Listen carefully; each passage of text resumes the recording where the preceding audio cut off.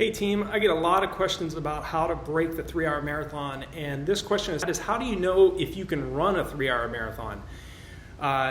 There are a lot of different running calculators online, from the Macmillan Run Calculator, the Daniels VDOT calculator, and I'm a huge advocate of the VDOT02 training platform. I personally coach athletes with this platform myself, but if you're trying to get under 3 hours, you want to be thinking about running a half marathon anywhere from around 1:25:56 or up to around 1:26:20. And again, these calculators, they're just guesstimates, but they're pretty accurate. If you can run a 10-mile time anywhere from around 63:58 to around 64:46, right around that range, you're going to be in definitely the type of fitness level that you need to be in order to break a 3-hour marathon. You need to be able to run, and again, these different calculators, okay, the Daniels VDOT calculator says you need to run a 10K around 39 minutes flat. The Macmillan Run Calculator says you need to run around 38:22. The Runner's World Pace Predictor states you need to run right around 39:08. And again, this is for 10K. So athletes have to keep this in mind. Again, the 3-hour marathon barrier is 6:52 mile pace or 4:16 per kilometer pace. And I've had a lot of athletes that I personally work with or that have followed one of my sub 3-hour marathon training plans that have finally gotten under this barrier. And I had one guy that has 5 kids. He's trained for many years to break the 3-hour marathon. He never felt like he could do it himself, but he went from a personal best of 3 hours and 46 minutes to 2 hours and 58 minutes following my sub 3-hour marathon pro course. So again, when it comes to the 3-hour marathon barrier, it is going to be very, very difficult. There's nothing easy about running under 3 hours for the marathon. You have to watch that first half of the race and not get too hyped up and too aggressive in those first early stages of the race itself. You have to focus on following the principles that I teach on these videos and in my courses and in the training plans. Don't get so focused on just running volume. You have to run volume, but you also need to make sure that you're running a higher percentage of your weekly volume at or below your goal marathon race pace. Get accustomed to running at extremely fast paces at your VO2 max pace once per week. Start extending the duration of your tempo runs. If you've in the past done tempo runs of anywhere from around 8 kilometers to 10 kilometers for a marathon, yes, you're still going to get a great workout from doing that, but that's still relatively too short. Okay, you need to be thinking more towards around 10 miles, 16 kilometers out to around 12 to 13 miles in length for your tempo runs. And again, you're not going to do that overnight, so make sure you have a plan. That's kind of the way I've set up my training plans, the running courses that I teach, and it's all based on progression and gradually introducing the athlete to faster workouts.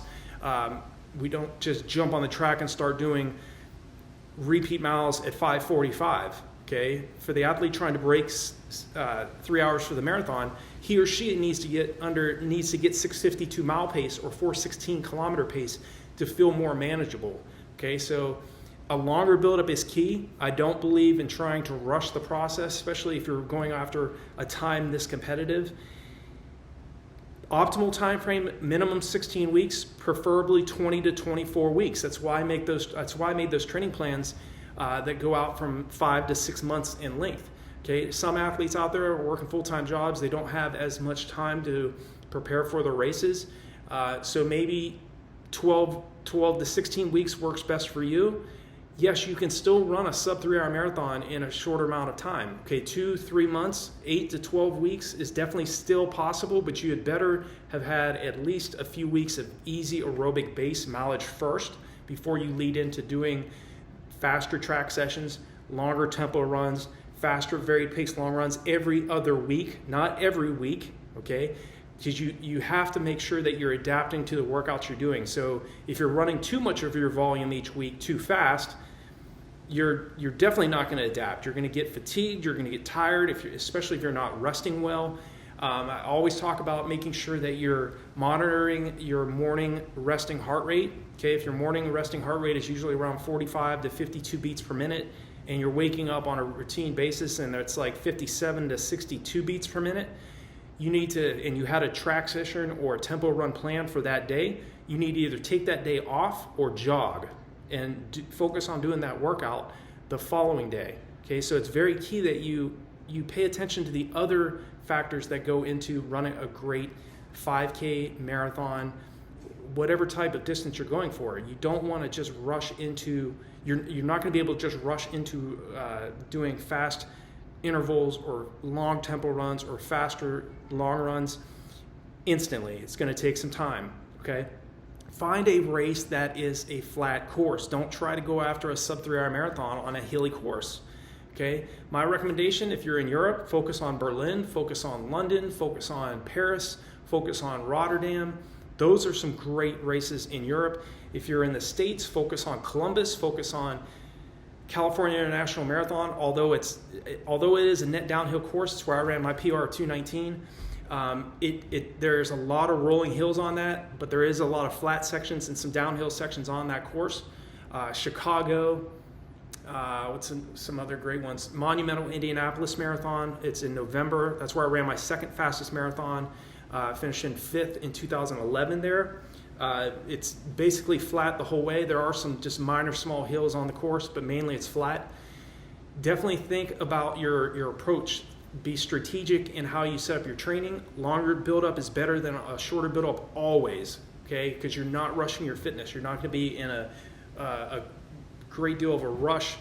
You're going to allow your body time to adapt, making sure you're hydrating well, making sure you're practicing taking in more fluids during your long runs so that when you get to the race, you will have practiced over and over again how much fluid your stomach can take. Don't make the mistakes in the race. Make your mistakes in training, okay?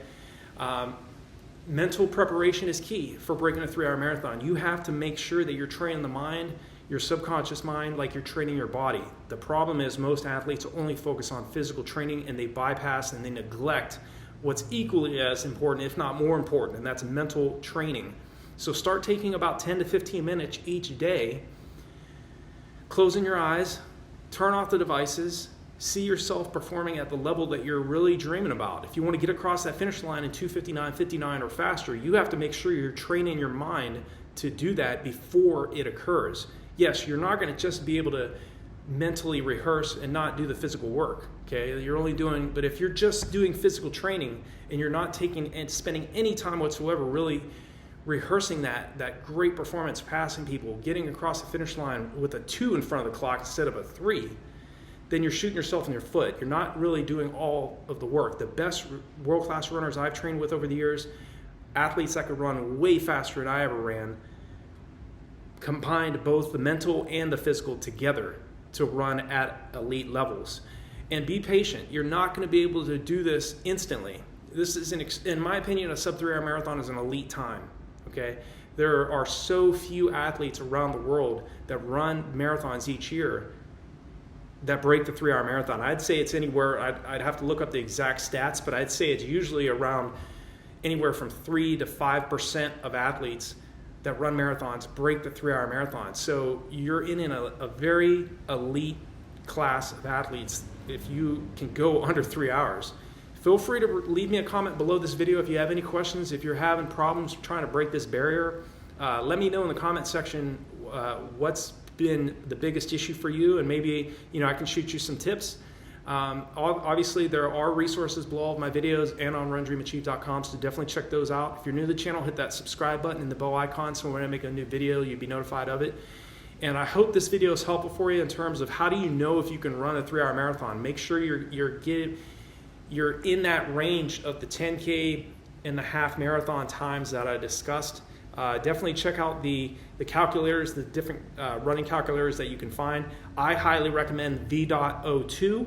They are without a doubt the best coaching platform, and their V.02 calculator is definitely a great indicator of to give you a guide of what types of times you need to be running for, say, like the 8K, the 10K, 10-mile, half marathon in order to break the 3 hour marathon barrier. And I understand how tough this is, and I definitely will be here for all of you with questions or concerns, and I really wish you all the best in your training and racing, and talk to you all in the next video.